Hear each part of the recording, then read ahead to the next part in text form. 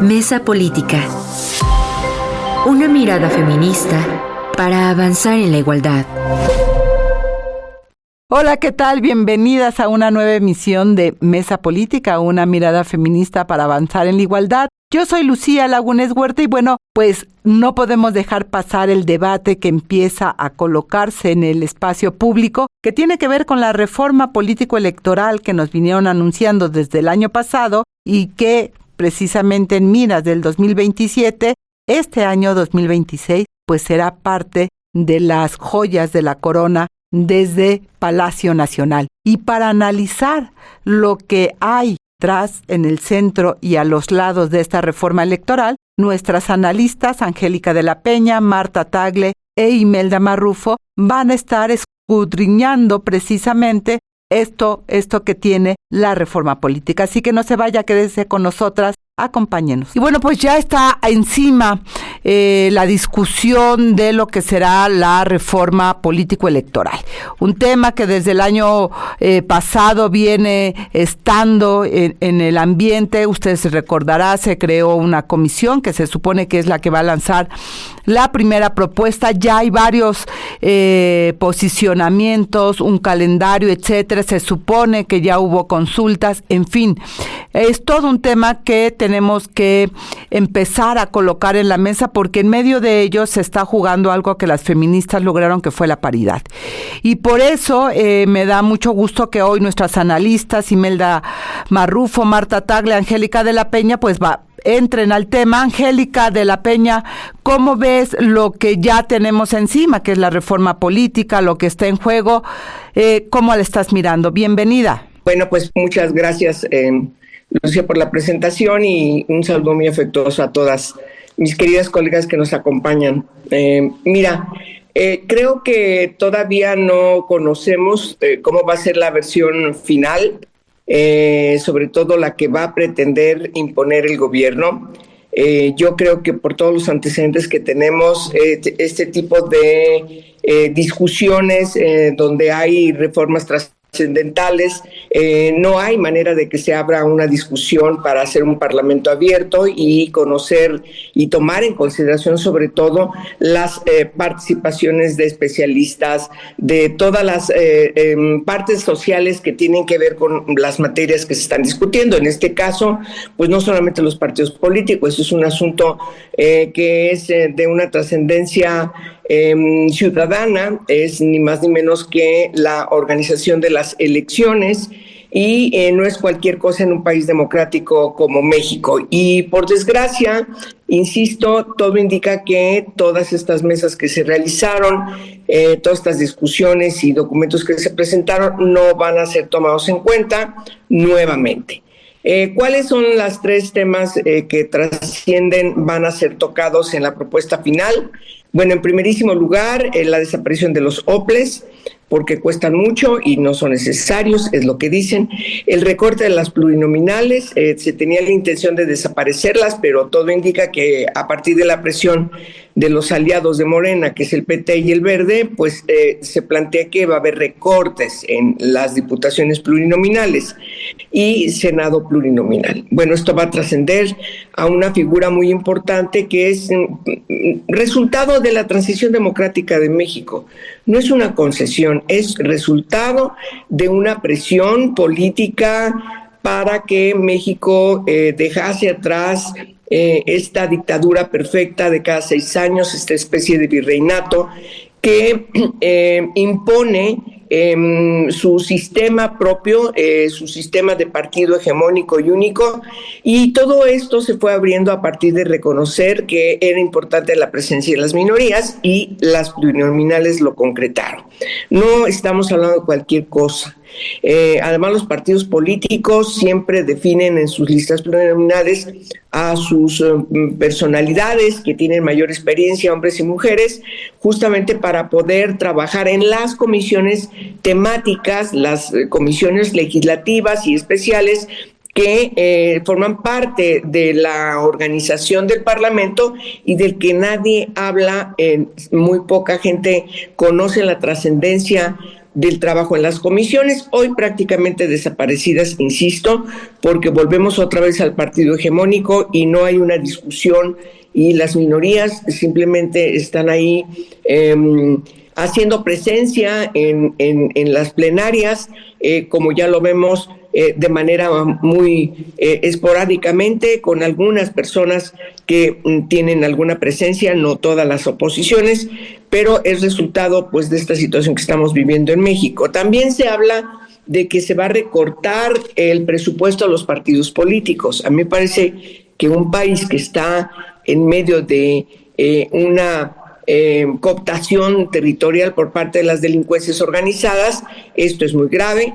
Cada vez tenemos mayor presencia de discusiones y de argumentaciones que nos plantean cómo hay candidaturas, cómo hay presiones desde los territorios para imponer a las candidaturas. Y bueno, un dato muy preocupante es que en los últimos años ha crecido incluso el asesinato de funcionarias de candidaturas desde todos los partidos, precisamente tiene que ver con la presencia territorial de las delincuencias. Entonces me parece muy grave que se esté planteando recortar los recursos, los únicos recursos que reciben para el funcionamiento de los partidos políticos legalmente constituidos, el que se pretenda recortarlos.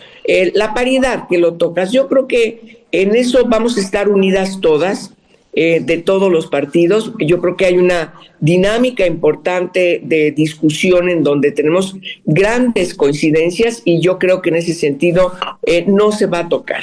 Eso es lo que yo pienso. Me parece que no les conviene tener una presencia importante dentro de sus grupos parlamentarios y particularmente me refiero a Morena, donde las mujeres de repente digan pues esto no vamos y puedan estar coincidiendo con los otros planteamientos de los partidos de oposición. De manera que yo creo que la discusión no es ahora la presencia paritaria de mujeres. Si me permiten decir, y con esto termino, la discusión hoy tiene que ser qué es lo que entendemos por igualdad sustantiva, no solamente paridad, y en todo caso estar discutiendo ahora, desde ahora, quiénes deben llegar, quiénes deben ser las mujeres que nos deben representar. No por cuota de los señores que imponen a mujeres alineadas a ellos, sino mujeres que representen realmente los intereses y los derechos de las mujeres en este país, que somos casi el 52% de la población. Y bueno, pues esto es parte de lo que el debate de la reforma electoral, mi querida Angélica de la Peña, sin duda, Marta Tagle y Imelda Marrufo, está colocando en el centro, es la calidad de la democracia, ¿no? La calidad de la democracia que no solamente tiene que ver con las cuotas, con el número de mujeres que puedan llegar o no a los espacios de decisión, Marta Tagle, especialmente en el procesos legislativos, sino de qué manera se está debilitando o fortaleciendo, si fuera el caso, pues la posibilidad del juego político electoral en este país, Marta Tagle. Sí, muy buenos días, queridas compañeras. Quisiera también a partir de este medio, pues hoy que es un día para todas las mujeres medio acarreado, porque seguramente andan ahí dejando niños, ¿no? Todas de una u otra manera hoy vivimos el caos en las ciudades por el regreso a las escuelas, pues mandarles un saludo y esperando que este inicio de año escolar y de jornada nos encuentre a todos mejor. Retomando el tema que estamos hoy en la mesa, me parece muy importante poner sobre la discusión la pregunta, porque no, como que creo que tener la claridad de las cosas nos ayuda a poder debatir estos temas. Y la primera pregunta que a mí me surge cuando se planteaba este tema en la mesa es: ¿cuál es el motivo de una reforma político-electoral, no? Y yo les vería de entrada dos posibilidades, ¿no? ¿Por qué una reforma política electoral en este momento? y digamos que si fueran las reformas políticas y electorales a las que ya se refería Angélica, que hemos vivido en momentos anteriores, vinieron buscando abrir los espacios de representación democrática para que no solamente fuera un partido político hegemónico el que tuviera esta representación, y en ese sentido se abriera a que una pluralidad política que implica no solamente los partidos, sino la ciudadanía pudiera ver sus intereses representados en donde se toman las decisiones. Y en ese camino, sin duda, la participación de las mujeres y el que las mujeres obtuviéramos espacios de representación política es un tema fundamental, es decir, la paridad y la representación de las mujeres y el ejercicio de los derechos políticos de las mujeres va justamente en la línea de democratización del país, es decir, estábamos buscando abrir los cauces de representación política y tenía que pasar necesariamente porque hubiera más mujeres en la toma de decisiones. Y digamos que se había logrado consolidar una vía de elección que por lo menos pudiera garantizar a la ciudadanía que con su voto iba a poder elegir. Sin embargo, pues todavía la partidocracia mexicana no se abría lo suficiente para que dejaran abrir a otros espacios, a otras posibilidades, y que no solamente lleguen a estos espacios personas, hombres y mujeres que son privilegiados y que al final de cuentas son los hombres los que deciden quienes llegan a la boleta electoral, hombres y mujeres, no solamente mujeres. Entonces, digamos que la vía de la democracia es de ampliar los cauces de la democracia, es una posibilidad que debería de estar en la reforma político-electoral. Y la otra que me parece que es la más evidente es que quieren una reforma política electoral, porque además como está configurada la vía de la reforma política electoral que plantea particularmente desde el gobierno, desde una comisión presidencial, ¿no? O sea, desde ahí viene la intención clara, porque no es ni desde la ciudadanía, no es ni desde los partidos de oposición, sino que es desde la presidencia. Y entonces en ese sentido la otra vía es que quieren una reforma política para controlar el poder, para digamos, reducir los espacios de representación política y para volver a esa idea de partido hegemónico. Yo creo que esas son las dos posibilidades sobre las cuales habría que analizar este tema de la reforma que está de por medio y que ya veremos en qué consiste la propuesta dentro de muy poco tiempo. Y agradezco mucho, Marta, que lo pongas en la mesa, porque creo que a veces hacer un pasito atrás y hacernos estas preguntas que colocas nos sirve también para ampliar precisamente qué está en juego en estos momentos. Bueno, Imelda Marrufo, eso es lo que tenemos hoy. Estas son las discusiones desde tu punto de vista. ¿Qué es lo que estás viendo? Y bueno, buenos días, compañeras Angélica, Marta, querida Lucía, saludándoles desde el frío de la Ciudad de México, diciéndoles que efectivamente esta propuesta o esta propuesta de reforma, que como bien ya lo señalaba Angélica, no conocemos como texto definitivo, tiene un antecedente importante desde Andrés Manuel López Obrador, el más inmediato, pero también hay que decir que desde otros gobiernos, Lucía, el propio Calderón, Peña Nieto, se hablaba de algunos de los temas que se han planteado para esta reforma. Es decir, este tema de reducir las diputaciones, los pluris, ¿no? El reducir el gasto o el costo, digamos, de los partidos políticos e inclusive del propio INE. Ustedes lo recordarán. Sin embargo, en la más reciente, me parece importante, Lucía, recordar que lo que se ha planteado efectivamente tiene que ver con inclusive un tema no solo del recorte, digamos, de las pluris, ¿no? Por el tema de la austeridad bajo la lógica de este argumento, sino también otros temas de fondo que yo quiero colocar en la mesa, que tiene que ver con la, digamos, probable o posible ya votación o elección popular de las consejeras y consejeros del INE.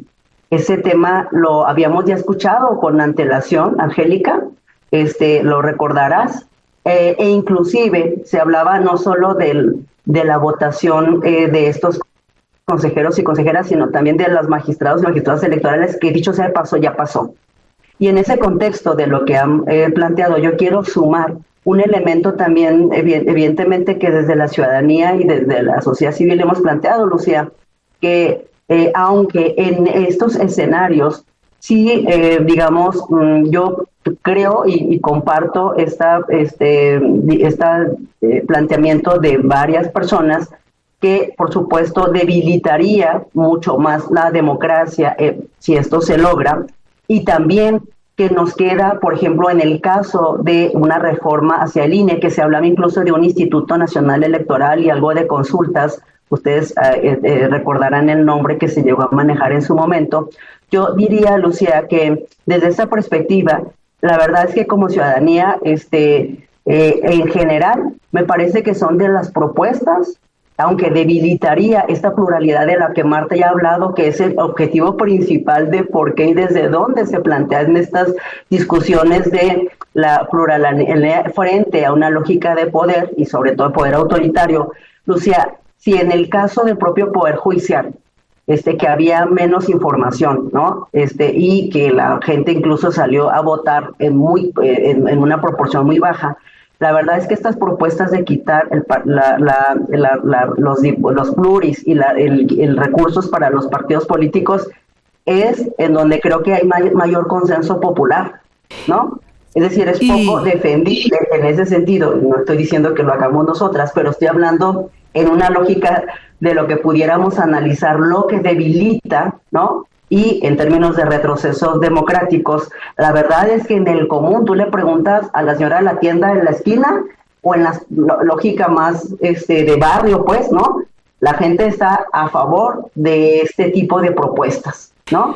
Y entonces yo lo quiero plantear. Ahora, a mí, por supuesto, lo que solamente introduzco un elemento importante, sí me preocuparía mucho, me preocupa que si bien, Marta, tú comentabas que hay un consenso respecto de paridad, sí me preocupa mucho que este tema de los recortes en presupuesto sí atenten respecto de, por ejemplo, temas que tienen que ver con capacidades, capacitaciones, el tema de lo que hemos venido, digamos, discutiendo incluso en esta mesa, lo necesario frente a la violencia política contra las mujeres. ¿Me explico? Es decir, algunos que se quedarían fuera bajo estos recortes de los que incluso se ha planteado, aunque no conozcamos el tema.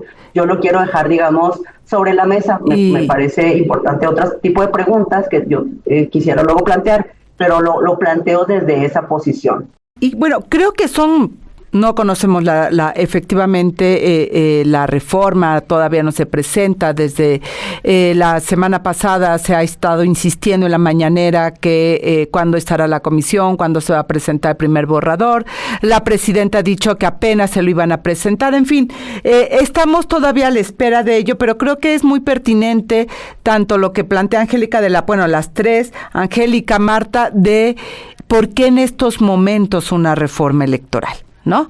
¿Qué es lo que se quiere en estos momentos? Sin lugar a dudas, el tema de las pluris y de paridad y los soples es parte de lo que tendría que estar colocando por qué en estos momentos y qué es lo que se quiere con esta reforma electoral, que bien nos lo ponía en la mesa Marta y me parece muy pertinente. Angélica de la Peña, ¿qué habría que decir al respecto de esta pregunta? ¿Por qué ahora? Bueno, esa pregunta nos la hacemos muchísimas personas. ¿Por qué una reforma electoral y peor con estas características hoy? Pues miren, yo lo veo desde dos puntos de vista. La primera tiene que ver con lo que aquí se mencionaba ya, de que forma parte de los pendientes que deja López Obrador a Claudia Sheinbaum. O sea, él no pudo concretar todas estas reformas que Sheinbaum empieza a concretar a partir de una sobrerepresentación en la Cámara de Diputados, a partir de la cooptación, de la compra de senadoras, senadores en el Senado de la República para tener los 2/3. Ya los tenían, por cierto, la mayoría en los congresos locales, porque gobiernan más 24 entidades.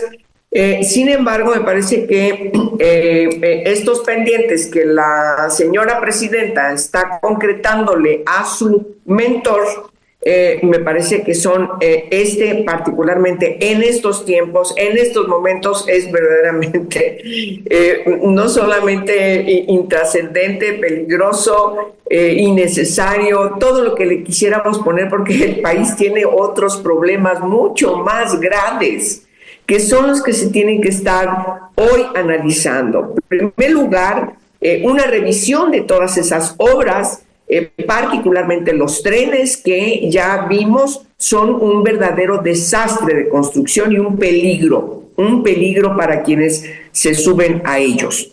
El transísmico, pero también el Tren Maya, que además hay señalamientos de ecocidio muy graves, que es increíble que eso haya pasado en México, y son irreversibles, y lo mismo tiene que ser todos los recursos que se le están dedicando al aeropuerto y todos los recursos que se le están dedicando a Dos Bocas cuando tenemos peores problemas en el país.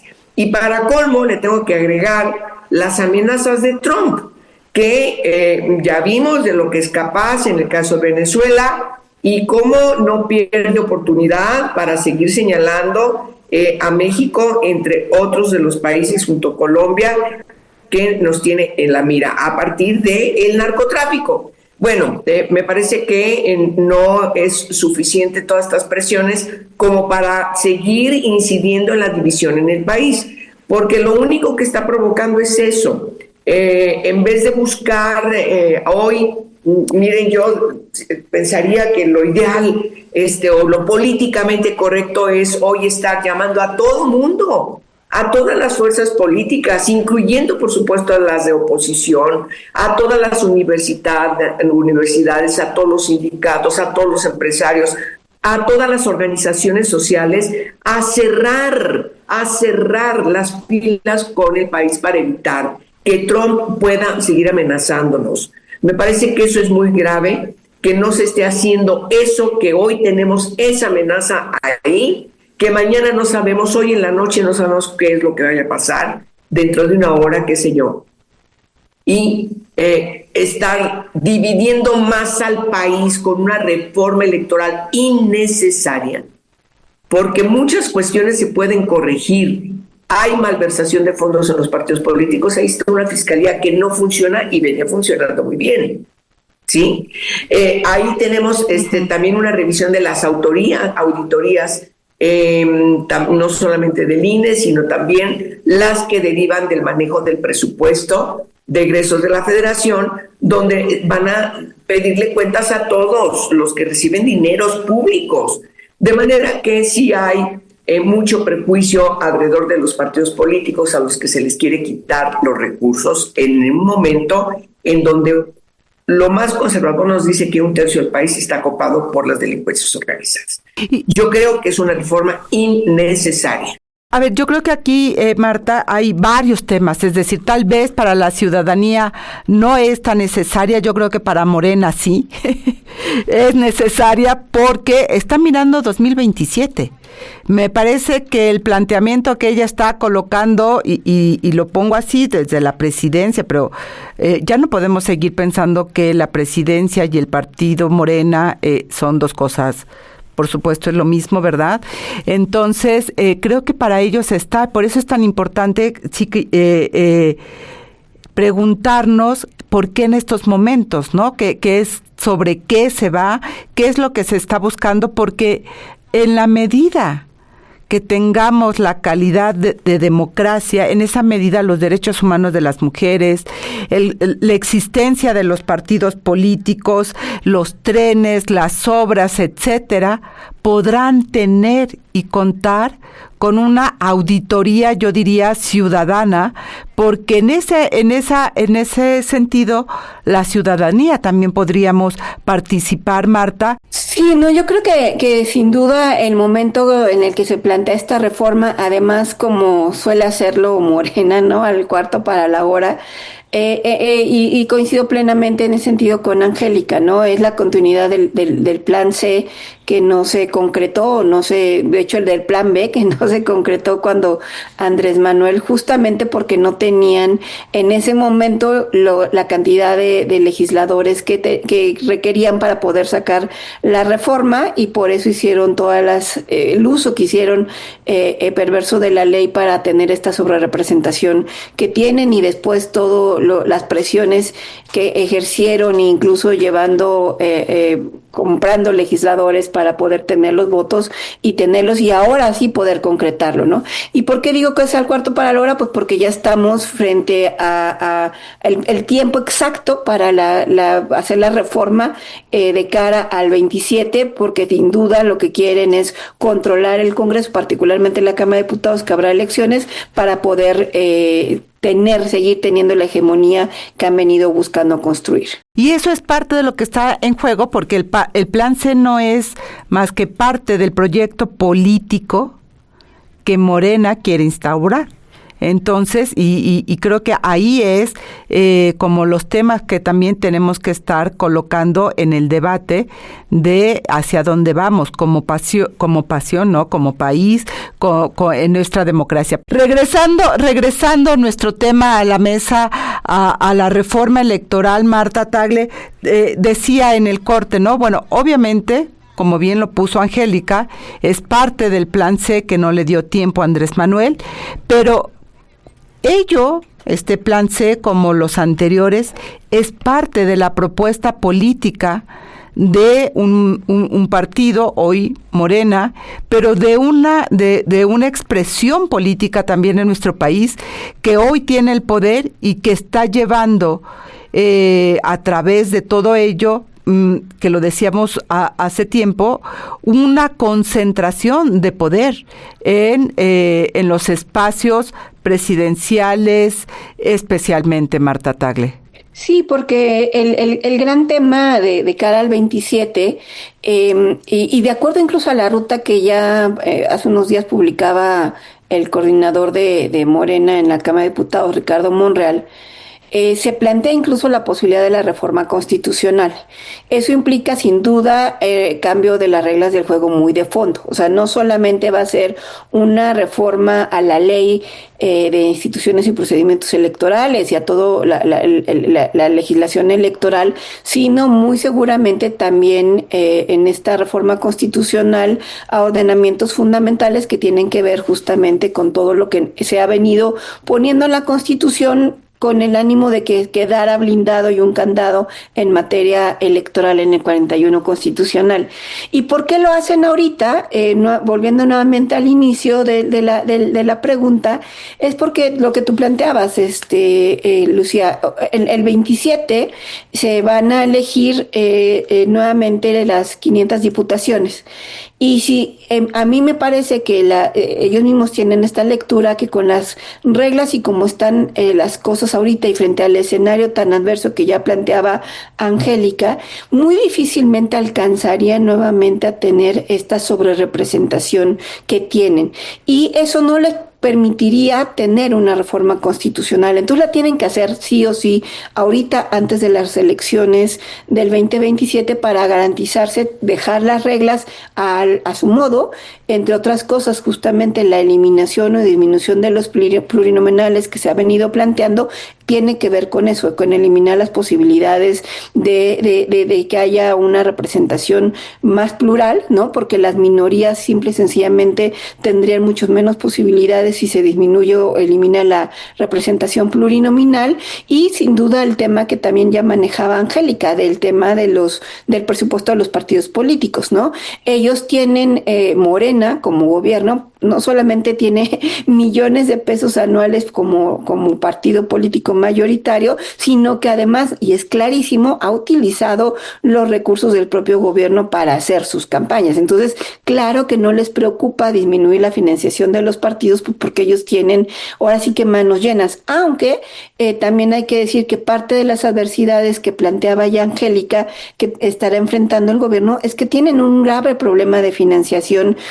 O sea, la economía en nuestro país está muy mal, por eso es que están buscando por todos lados fortalecer las finanzas públicas porque ya no les alcanza, ¿no? Y entonces pues también eso va a ser algo que vamos a tener enfrente. Entonces yo creo que además se suma a lo que hemos venido platicando de por qué quieren hacerlo ahorita, antes de las elecciones del 2027, pues que es justamente sí controlar el poder, pero además hacerlo en el momento en que lo necesitan, antes de las elecciones, que les permita garantizar volver a tener una Cámara de Diputados, pues ahora sí totalmente de su lado. ¿Y cómo aprovechan los momentos? Es decir, esto que tú planteabas, Imelda, de el descontento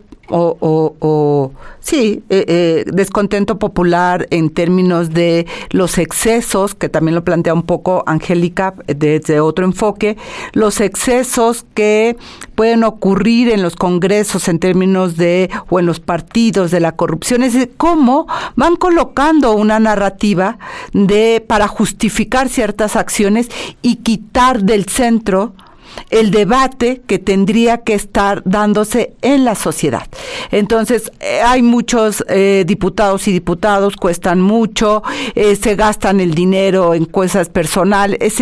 Toda esta narrativa, cuando tienes una población que por supuesto está mirando sus bolsillos, que no alcanza y que cada vez alcanzan para menos, va alimentando una reacción social que permita justificar por qué es bueno, por ejemplo, quitar los pluri, por qué es bueno recortar el presupuesto a los partidos y no colocar en el centro qué es lo que habría que haber, qué reformas, qué tipos de cambio para que las corrupciones no tengan manga ancha, para que pueda sancionar, para que las instituciones que tienen que vigilar los partidos, etcétera, porque hay muchas formas de corrupción.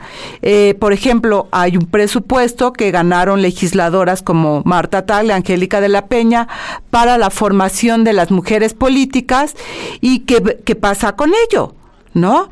Por ejemplo, en Morena todo se va en la distribución del periódico y no en la formación política de sus militantes, que buena falta y muy necesario sería para lograr, como bien decía Angélica, una mejor calidad de legisladoras y legisladores en los congresos, Imelda. Sí, claro, Lucía, efectivamente, por eso planteaba que estas propuestas suelen ser muy populares, o sea, favorablemente populares, e inclusive para la ciudadanía en general, que no está haciendo, Lucía, este tipo de análisis que quizás en otras mesas y nosotras lo estamos planteando, ¿no? Como lo hicimos en su momento con la propia reforma judicial, donde veíamos estos riesgos.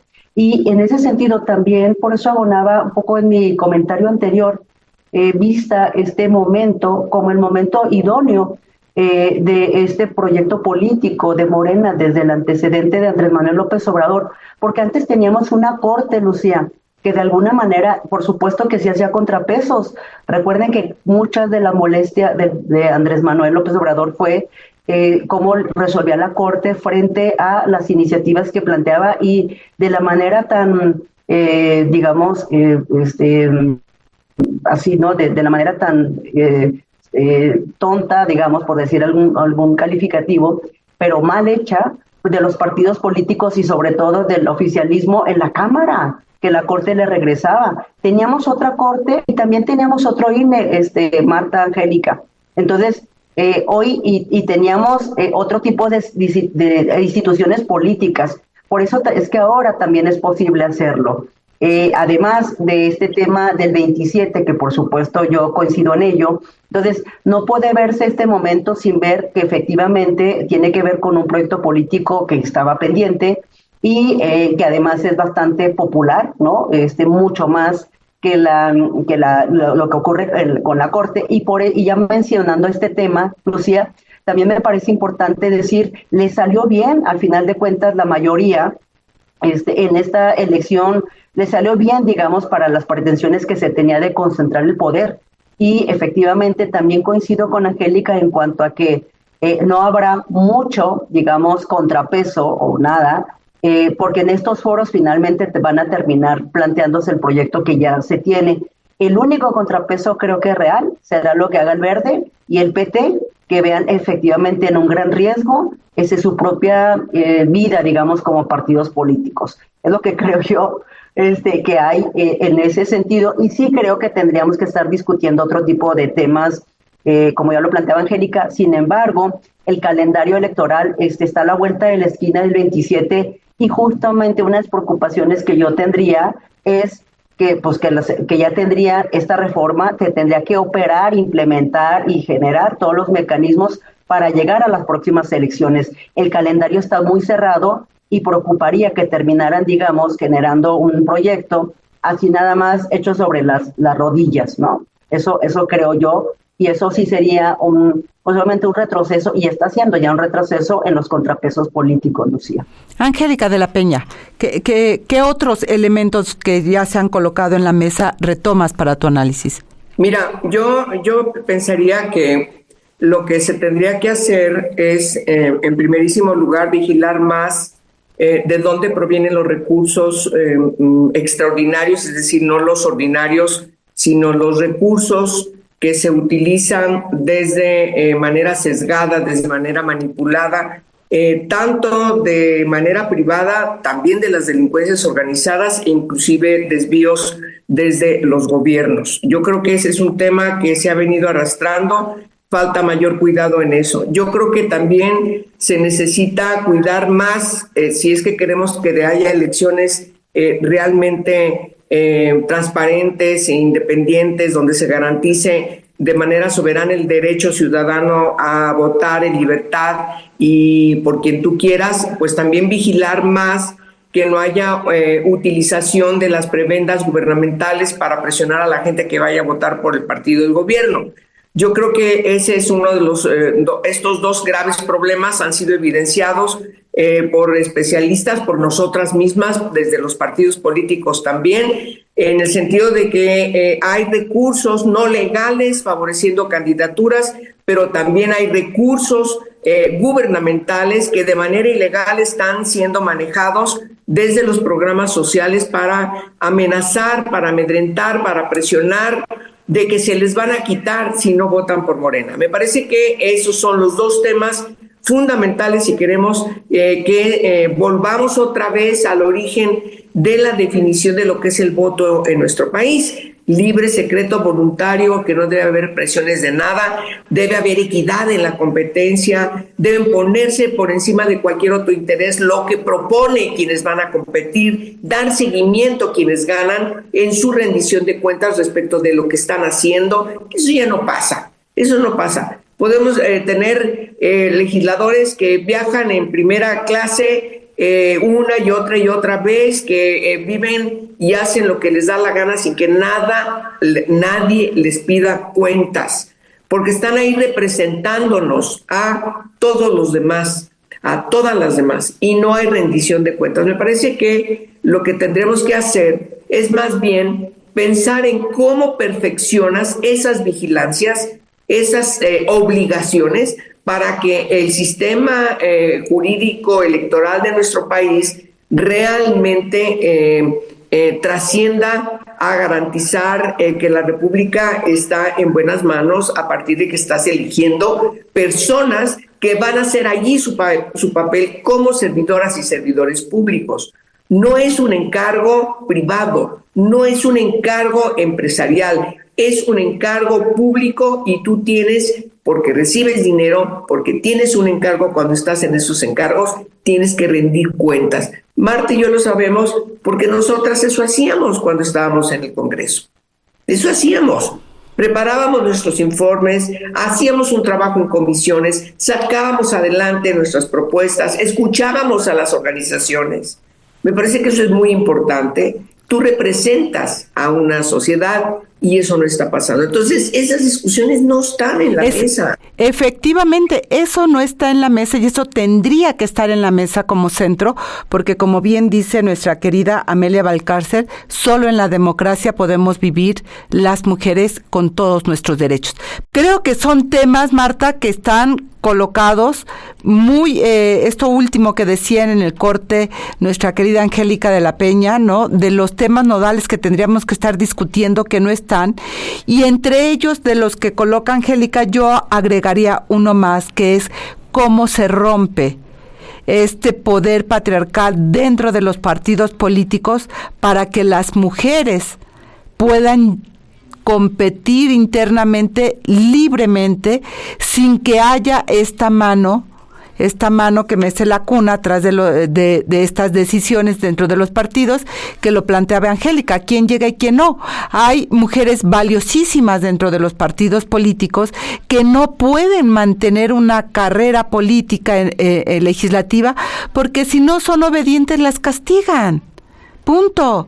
¿Y cómo las castigan? Pues simplemente no vuelves a ser legisladora.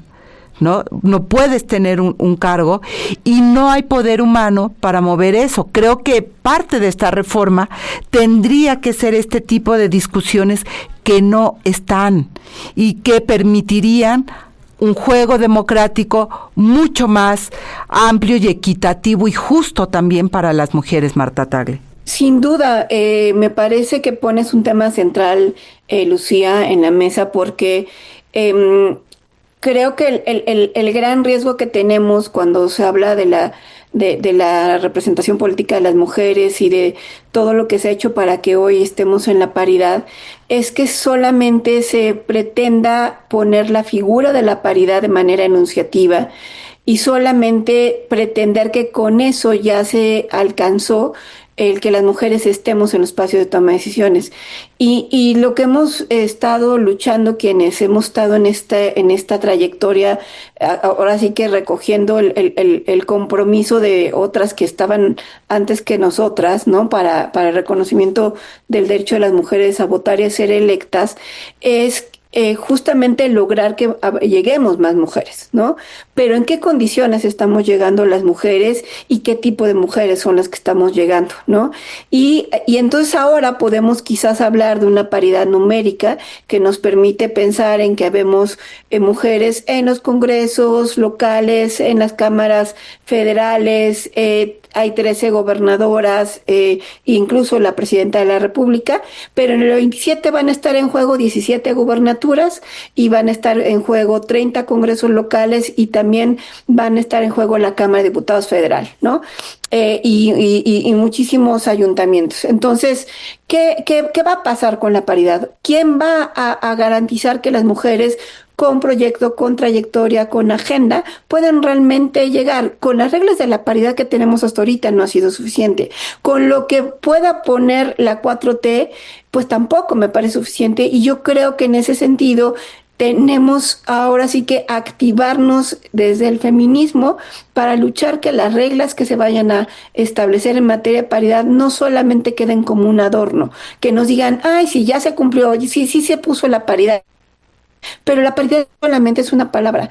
Angélica sabe muy bien que quienes hemos estado en el diseño de la legislación, el poner la paridad o incluso las cuotas ha ido acompañado de un diseño legislativo cuotas y acciones afirmativas que acompañan la paridad, es decir, los bloques de competitividad, el tema de cómo se vienen integrando las listas del Senado para que las mujeres realmente pudieran llegar, el propio tema de las plurinominales y la cremallera, o sea, todas estas reglas que fueron acompañando las reformas, justamente lo que buscaban era abrir los espacios para que cada vez llegáramos más mujeres. Ahora, ¿qué hace falta? No solamente para que lleguemos más mujeres, sino que realmente lleguemos mujeres con trayectoria, con compromiso, con agenda, y no sean ellos los que decidan qué mujeres o qué hombres, porque vuelvo a insistir, ellos también deciden qué hombres son los que llegan a los espacios de toma de decisiones y no la ciudadanía. Y al final de cuentas, esto nuevamente tiene que ver con la democracia en nuestro país. Y no solo las mujeres militantes de los partidos, sino incluso la sociedad civil.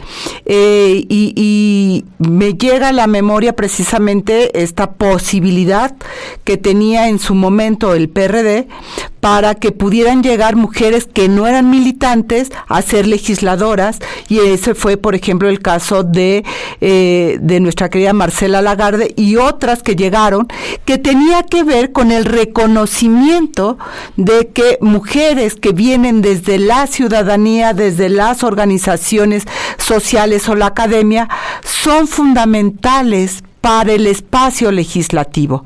Y eso tampoco está en la discusión, Imelda Marrufo. Entonces, se vuelve como o se sigue fortaleciendo la idea de que si no eres del partido político, no vas a poder llegar, y estas figuras ciudadanas no tienen posibilidad de que estén en el juego político. Sí, así es, Lucía. Y bueno, nada más es decir esta parte, que por eso es tan importante estar muy atentas, Lucía, porque este tema de la reducción de recursos, presupuestos, de una serie de planteamientos que hemos escuchado, no está considerando esto, Lucía. Efectivamente, y me parece que como desde la sociedad civil, en lo más amplio, las feministas y demás, sí, me parece que sí tendríamos que estar revisando este tipo de, digamos, de procesos en lo que queremos, qué perfiles de mujeres queremos que estén en el poder y en los ámbitos legislativos. Yo creo que esa es parte de una agenda importantísima para nosotras, Lucía. Fundamental, y me recordaba eso, yo creo que este jugo que estoy tomando en la mañana está funcionando en la memoria, me recordaba de la Asamblea Nacional de Mujeres, Angélica, Marta, Imelda, que precisamente empujaba para que las ciudadanas pudieran estar, y es parte de lo que también hay que decirlo, el PRD en su momento escuchó, recuperó y colocó dentro de sus reglas del juego, Angélica de la Peña. Bueno, sí, claro, es cierto, nos costó muchísimo, pero yo creo que también fue una derivada de una gran alianza entre las mujeres. Las organizaciones feministas y el movimiento amplio Mujeres, que todavía en aquellos tiempos muchas no se definían como feministas, pero todas nos unimos. Me parece que las grandes hazañas legislativas, querida Lucía, se han dado porque, particularmente referida a los derechos de las mujeres, se han dado a partir de que nos hemos aliado y nos hemos juntado. Entonces, por eso ahora estamos un poco preocupadas, porque aquellas que estaban junto con nosotras antes de ser gobierno, pues ahora ya no están ahí aceptando una serie de oprobiosas decisiones horrorosas, que dices tú, bueno, ¿y dónde está la historia? Nada se ha logrado en el mundo a favor de los derechos de las mujeres sin la necesarísima gran alianza entre las mujeres en toda su diversidad. Y eso, a propósito de esta convocatoria que decía Marta, tendría que estar, todas las feministas tendríamos que estar mirando. Creo que también parte de este proceso, Marta, habría que reconocer a todas las mujeres, como tú, como Angélica, como Marcela y como tantas otras. Obviamente nuestra senadora que fue gobernadora de Zacatecas, ¿no? Medina, tendrían que estar ellas, Dulce María, etcétera, ¿no? Creo que es momento también como para empezar a pensar cómo carambas hacemos esta recuperación de las alianzas entre el movimiento feminista para defender los derechos humanos, derechos políticos de las mujeres, y poder enfrentar de la mejor manera este reacomodo, lo llamo así, este reacomodo político del patriarcado, esto que tú señalabas, Marta, es decir, sí tenemos la paridad, pero tenemos la paridad numérica. No se ha tocado este poder y control patriarcal dentro de los partidos, dentro de las legislaturas, dentro de la vida, y necesitamos hacerlo. Y traigo a la mente la imagen de algo que sucedió el fin de semana que retrata esto. Veíamos a la presidenta caminando por las calles de Acapulco en la reunión que tuvo con Félix Salgado Macedonio, ¿no? Lo pongo sobre la mesa porque tiene que ver con esto. O sea, cuánto el feminismo hemos hecho por evitar que este tipo de personajes, ¿no?, violentadores, continúen en el poder y no solamente goza de total impunidad, sino que además se perfila o quiere perfilarse para ocupar la gubernatura después de haber puesto a su hija. Y lo digo así, no en una falta de respeto hacia ella, sino en el hecho concreto de que cuando él se vio imposibilitado a ser candidato a la gubernatura de Guerrero, decidió poner a su hija cuando ni siquiera estaba en los planes de ella ser mujer dedicada a la política, ¿no? Y ahora pretende además continuar con su mandato directamente él, ¿no? Entonces es increíble, además de cara también a la discusión que se ha dado en los medios de lo que se le ha conocido como la ley esposa, pues que retratan esto de lo que estamos hablando. Siguen siendo los señores que además ahora utilizan nuestras propias batallas, nuestros propios victorias, como ha sido la paridad y la paridad que dimos, o sea, la lucha que se dio por la paridad en las gubernaturas, que Angélica también lo sabe muy bien. Los señores estaban colgados de la greña de cómo íbamos a pedir paridad en las gubernaturas, y ahora lo quieren usar o lo están usando para buscar perpetuarse en el poder y que sigan siendo ellos los que lleguen, y en ningún momento les cabe la posibilidad de soltar el poder, quieren seguir siendo ellos. Y en esa misma lógica, por eso es lo que me preocupa de esta reforma, es que solamente quieran de manera enunciativa poner paridad, venderla como esa gran apuesta de la democracia en nuestro país, cuando en realidad lo que están haciendo es utilizar nuestras batallas, así como también sucede con el tema de violencia política, que la han instrumentalizado y usado en su propio beneficio. Absolutamente de acuerdo contigo, Marta Tagle, y creo que ahí la sociedad civil, y especialmente la sociedad civil feminista, tiene que romper el espasmo en el que nos encontramos de empezar a convocar ampliamente, y si llegan 3, pues llegarán 3, como en su momento el movimiento feminista, pero Imelda, me da la impresión que están esperando que la haga la de enfrente, porque yo todavía no, y el tema es que es como el anuncio, ¿no? Hoy no fío, mañana sí. Entonces creo que es momento que alguien tome iniciativa desde la sociedad civil feminista y empiecen a articularse acciones, porque el espasmo no nos hace bien. Claro, y justo me parece que yo con esta parte diría que esta convocatoria, Lucía, de la que estamos conversando, que efectivamente son riesgos para la democracia y sobre todo para el avance que hemos tenido gracias a mujeres como las que están aquí presentes. Tú ya nombrabas no solo a Marta, Angélica y a otras más, Lucía, en esa memoria que puntualísima que tienes esta maravillosa mañana. Entonces decirte que efectivamente tendríamos que ir hacia allá, y que esto nos lleva a esta reflexión sobre la reforma electoral, pensar una democracia más cualitativa, Marta, efectivamente no solo numérica, sino cualitativa, y en eso iría y tiene que ir nuestra agenda, porque sí veo como uno de los últimos eslabones fuertes en estos contrapesos, digamos, que se han ido desapareciendo o eliminando de la democracia, Lucía. Absolutamente, y por eso deben existir estos análisis con expertas como ustedes, porque ustedes son expertas también, analistas políticas, y poner estos temas que yo no los veo en la discusión. Lo que hoy han colocado ustedes 3 en el debate de la reforma política electoral que está planteada, no lo he visto en otros espacios, y por eso es tan valioso su presencia, Marta Tagle, Angélica de la Peña e Imelda Marrufo, cada lunes aquí en esta mesa política. Y pues hay que seguir mirando lo que va ocurriendo en nuestro país para poderlo seguir analizando desde esta mirada feminista que tenemos la fortuna aquí en la radio y en lo personal, pues tener cada lunes con ustedes, que son, como diría Angélica y Marcela Lagarde, un lujo tenerlas aquí en este espacio. Gracias a las 3 por estar esta mañana aquí en la mesa política. Seguiremos viendo por dónde va el camino y analizándolo. Tengan una excelente semana, que hoy arrancó, como bien decía Marta Tagle, con el regreso de miles de niños y niñas a las escuelas.